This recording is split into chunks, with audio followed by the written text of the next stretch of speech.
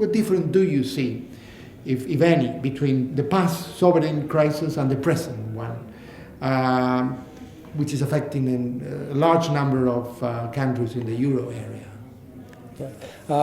Well, actually, one characteristic of sovereign crisis is that in history, they have come in waves.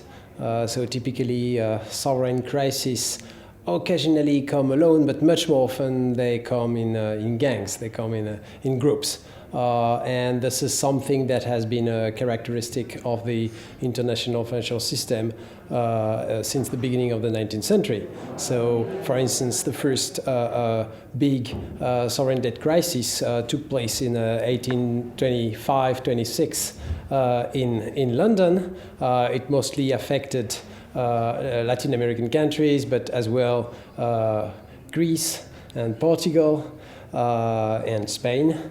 And then there was a sort of period with number of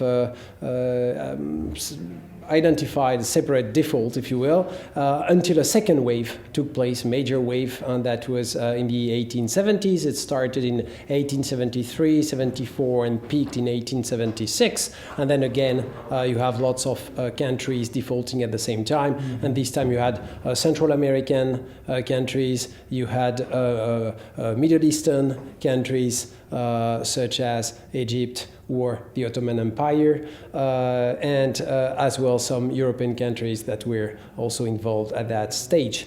And then there was again, in the late 19th century, in 1890, more muted but nonetheless still sort of grouped series of crises, which is associated with the Argentine default of 1890, which is very famous as the Bahrain crisis. And then again, when you move forward and you reach the interwar period, you have again the famous interwar debt crisis, where Latin American, Central American, and European countries defaulted massively in the middle of the 1930s. About 40% of all debt that had been issued in the previous 15 years were in arrears. So from that point of view, the current crisis is certainly typical, and also some features. If you take the description by contemporary, some features of those crises are also have been sort of observed over time. So, for instance, you see this in the parallel between monetary expansion, which typically accompanies those crises. Usually, some kind of innovation, which is related to that. So it's untested territory. So typically Latin America in the early 19th century, which was totally new debt in London, or the Middle East, the Ottoman Empire, Egypt, which were perceived as emerging markets, to use a modern word, lands of new opportunities, and then crashed subsequently. And certainly the same is true as well for the interwar crisis, which was also related to the shift from London to New York of the center of the international financial system. Now there are two items which, for the historical observer, if you will, are striking as innovation, if you will.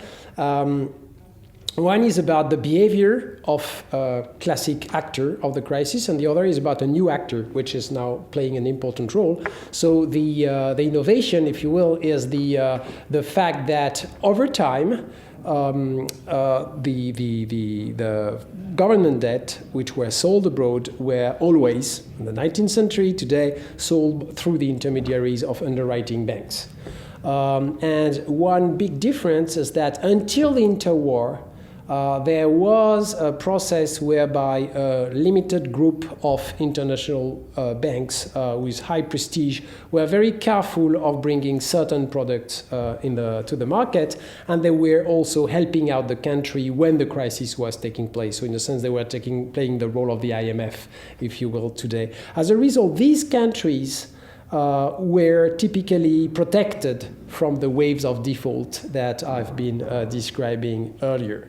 By contrast, you had other underwriters, call them the less careful underwriters, who would bring in the market less good product, more dangerous product, and would be seen as more dangerous. So time is over? No, we have a second question. Okay. Still, and it is about the. You have been working a lot of in the interwar period, and I wonder if you can elaborate about similarities and differences between the present Great Recession, the current crisis, and the Great Depression. Do you see more similarities or more differences? All right.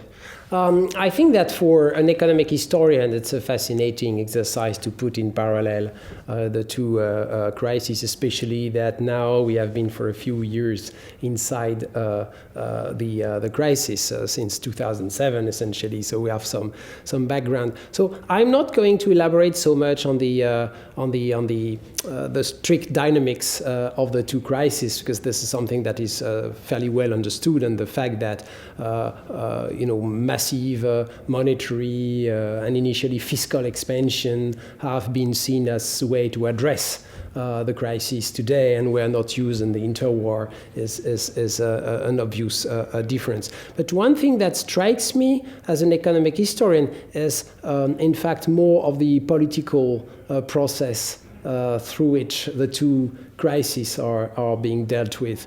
The interwar crisis initiated fairly rapidly a intense debate on essentially the international financial architecture, as we would say today, and also an intense debate about regulation and the transformation of regulatory transformation of the international financial system. So the US, which was the key market of the time, acted very, very early. There were moves also in England, while today, as a matter of fact, everything happened as if the expansion of money supply and budget was used as a way to deflect regulatory transformation.